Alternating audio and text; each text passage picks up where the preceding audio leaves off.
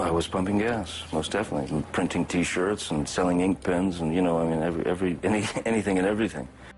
There was a guy who I worked with many years ago, and we were talking about success and money and all that stuff. And he told me this one thing. He said, money doesn't change anybody. Money reveals them. Same thing with success, and I believe that, wholeheartedly. I'm still exactly the guy that used to pump gas, I'm still the guy that was a mechanic for a minute, I'm still, exactly. I just happen to have a weirder job at the moment. If we could celebrate every breath that we take, because nothing's a guarantee. If we could celebrate the breath and the exhale, which is being alive, without, oh, my car won't start. There are things that are very, very important in life that we don't think about, And one of the most worrisome things that I went through for years is you're freaked out about your past. You're worried, you're scared to death of the future, but the now doesn't exist. And I think that's a grave mistake that we make. By the time you were 15, that you had lived in 20 different homes, is that true? My mom liked to move a lot.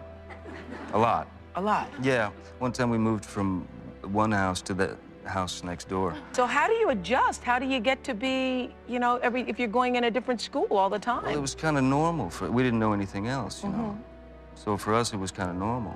I moved to Los Angeles in 1983, and was basically an unemployed musician, and a buddy of mine, Nicolas Cage. Yeah. I was filling out job applications, and Nick suggested that I meet his agent because he felt I should be an actor. Why? Don't know. Don't know. Still don't know. Okay. But no, so you never seriously thought about it until Nicolas Cage mentioned it. Yeah, I mean, and for me, it was really just, I just thought, well, at this point, I'll do anything. I just got to pay the rent, I was on the verge of being evicted. And... So you consider yourself lucky? Very lucky, yeah. But you have to have talent to meet the luck, right? Somebody hands you the ball, and you run, I mean, and if you get hit, you get hit, or maybe you make it through. You never know. But, I mean, I just know that somebody handed me the ball at a certain point, and I was hungry enough to keep running, and I'm still running. I maintain a hunger, but not an ambition. You went to play music when you quit school. You didn't go to become an actor. I started playing the guitar at the age of 12.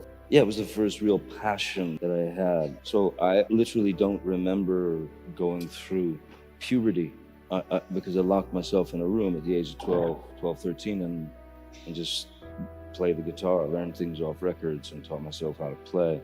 And it was my life. And it was the only solace. It was the only sanctuary. It was the only security. It was my first love. You have to realize that whatever your day is, whatever you're doing, whatever your job is, whatever people think of you or project you to be, none of it matters, really, until you look around and see people who are in need. And I think probably the best benefit of my job is to help to make people smile who otherwise wouldn't or couldn't have a smile on their face. So, yeah, that's my deal. To go into a place where, I spent time in Great Ormond Street, where it was, I was the parent when my daughter was ill, and it was,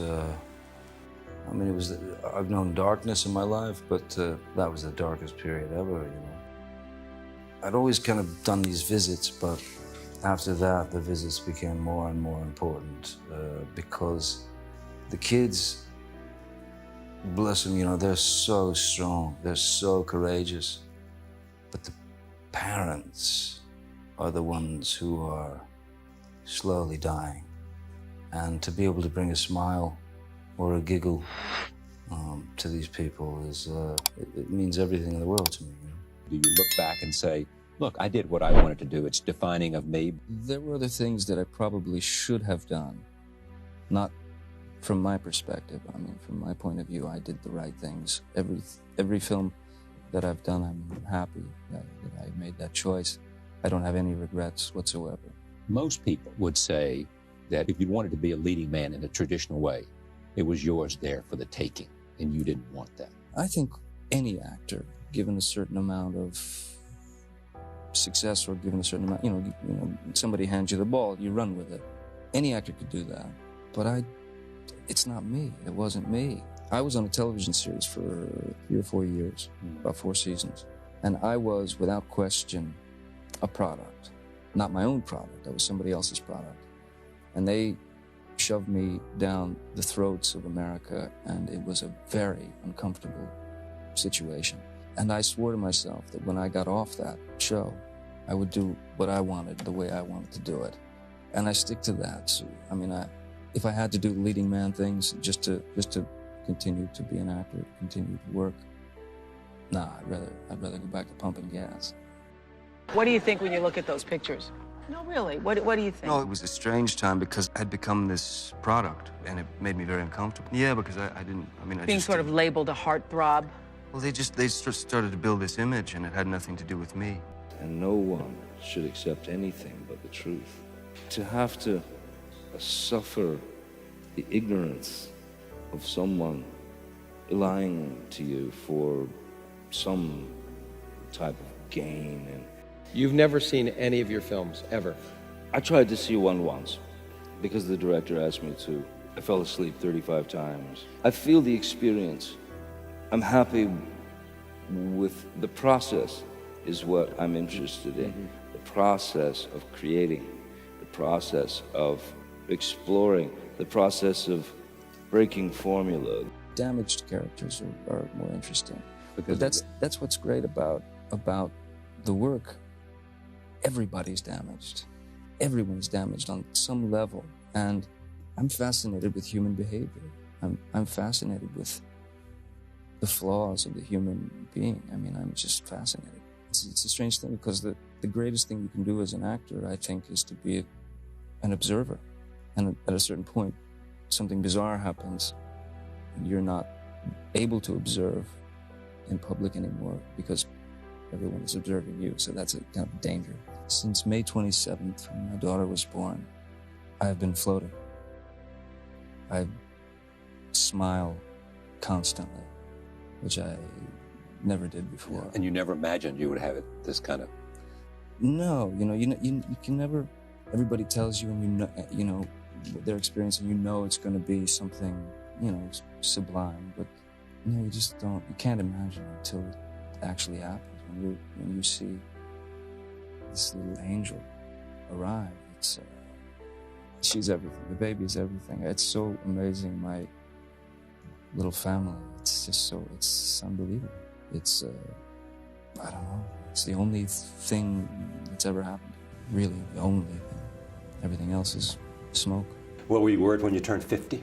No, it was like, it was just a wake up. It's another day, and everybody makes a deal about, the idea of, 50, half a century and stuff like that. It felt like 40 to me. It just felt like another decade, really, I mean, both grown-ups and kids love him so much. What is it about him, you think, that makes...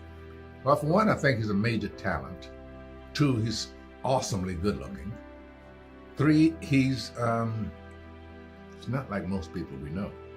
There is something offbeat about him that is intriguing and ultimately attractive. There's something magical about him. My kids call him Uncle Fun, and he is, when you are with him, you are pretty certain that nobody else is having as good a time as you are. I came here for you, the people, who, through whatever good times or bad, have stood by me, trusted me, and you've, thank you. And you have no idea how much I appreciate it. I love you too.